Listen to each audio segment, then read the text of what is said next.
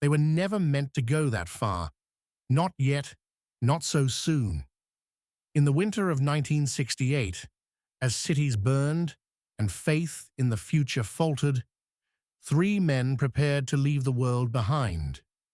Frank Borman, Jim Lovell, and Bill Anders, astronauts of Apollo 8, were about to cross a line no human had ever dared to cross. They would ride fire into the heavens, break free from the pull of their home planet, and journey farther than any living being had ever gone. The moon was still a mystery, a silent witness to all of human history. 2 years earlier, NASA had barely managed to orbit Earth in a capsule the size of a car trunk. The technology was young, the risks immense. And then came the fire that killed Gus Grissom, Ed White, and Roger Chaffee. 17 seconds of flame that changed everything. NASA rebuilt itself in grief and resolve, and when the Soviets threatened to reach the moon first, America chose to act now. It was reckless, desperate, and magnificent.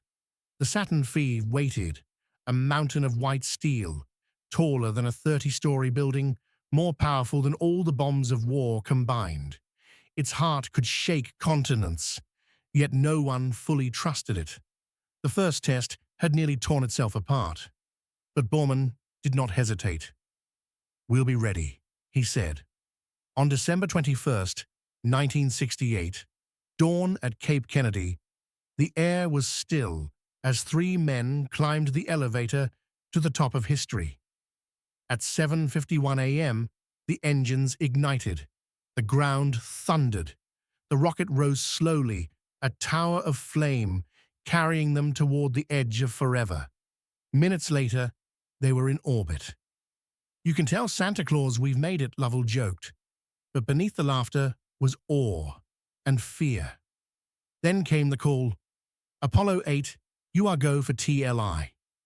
Trans-lunar injection, the point of no return. The third stage engine fired for 5 endless minutes, hurling them away from Earth. When it stopped, home was a shrinking blue sphere in blackness. "It's like a Christmas ornament," Anders whispered. For 3 days, they drifted through silence. Borman fought nausea. Lovell kept the course. Anders took photographs. Outside was nothing. No sound, no up or down, only the fragile light of Earth receding behind them. On Christmas Eve, they reached the moon. As the spacecraft slipped behind it, all radio contact vanished. For the first time, humans disappeared completely.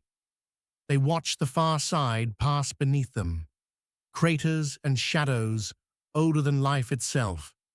Then, as they came around the rim, something extraordinary appeared, Earth rising above the lunar horizon, blue and white and alive. "Oh my God," Anders gasped, grabbing his camera. The image of Earthrise would change humanity forever. That night, in the first live broadcast from lunar orbit, the crew read from Genesis, "In the beginning, God created the heaven and the earth."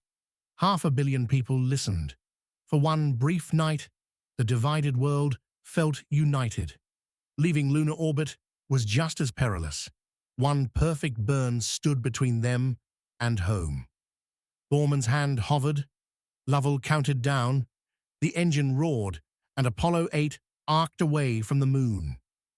As Earth grew larger through the window, they spoke softly about what they'd seen. "The moon is a barren place," Lovell said, "but it makes you appreciate what you have back home." On December 27th, they plunged through Earth's atmosphere, fire licking the capsule, radio silent, until a voice broke through. "Apollo 8 to Houston, we're home." Parachutes opened. The Pacific received them. They were alive. 1968 had been a year of darkness, assassinations, war, despair. Yet in its final days, 3 men had shown what humanity could be. The photograph of Earthrise spread across the planet, awakening a new awareness. We are one world, fragile and alone. It inspired the environmental movement, reshaped our sense of identity, and reminded us that all the borders we draw are invisible from space. We came all this way to explore the moon, Anders said, and the most important thing is that we discovered the Earth. Apollo 8 proved the technology, but more than that, it changed the way we see ourselves. From 250,000 miles away, all the noise and anger of civilization vanished into a single, shimmering world. In that moment, humanity glimpsed its unity. They went farther than any before them, risked everything, and returned with a vision, not of conquest, but of connection. In the quiet of the cosmos, they found perspective. In the cold, beauty. In isolation, belonging. They left Earth seeking the moon. But what they truly found was us. They went to the edge of creation and looked back. And for the first time, humanity saw itself.